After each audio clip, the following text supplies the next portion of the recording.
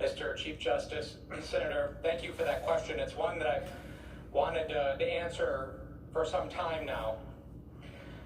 You've heard me speak before about some of my personal experience in service to the country, and one thing that experience has taught me is that we are strong not just because of the service and the sacrifice of our men and women in uniform, which is extreme and pure in all of its sense. It's something that I think everybody in this chamber actually appreciates and respects. But we are also strong because we have friends. We are strong because America doesn't go it alone. You know, when I was in Iraq and Afghanistan, I worked frequently with Afghan Army partners, Iraqi Army partners, and others, not because it was important, but because it was essential.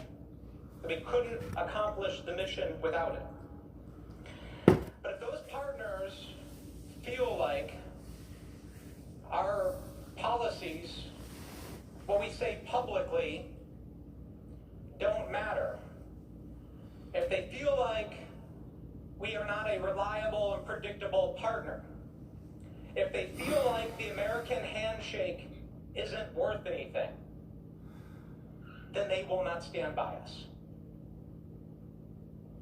They will not stand by us.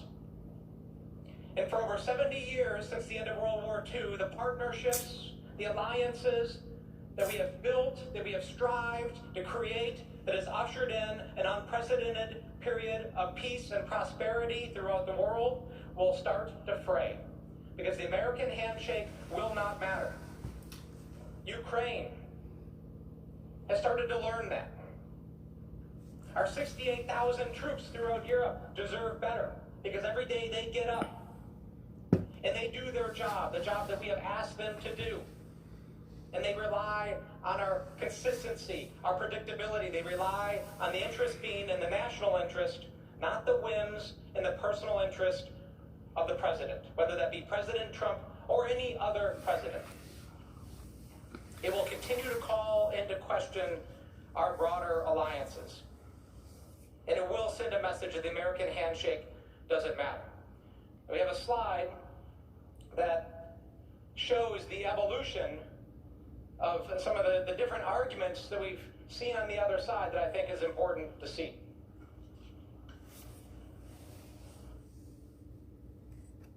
Russia, if you're listening, I hope you're able to find the 30,000 emails that are missing. I think you will probably be rewarded mightily by our press. Let's see if that happens. The campaign this time around, if foreigners, if Russia, if China, if someone else offers you information on an opponent, should they accept it or should they call the FBI? I think maybe you do both. I think you might want to listen.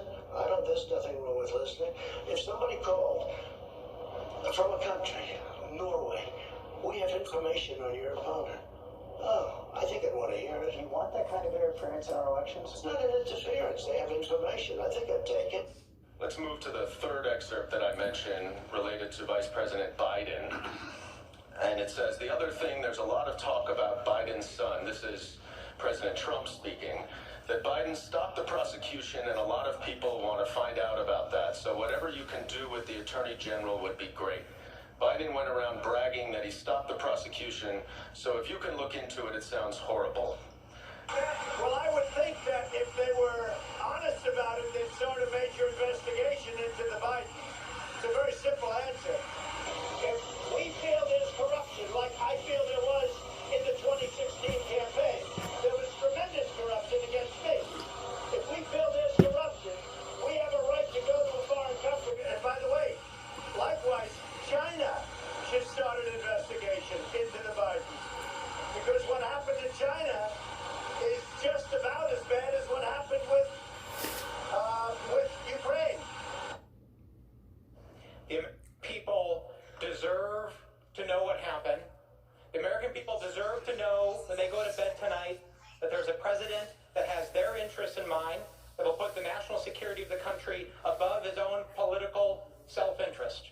The American people deserve answers, and yes, it is still a good time to call Ambassador Bolton to testify.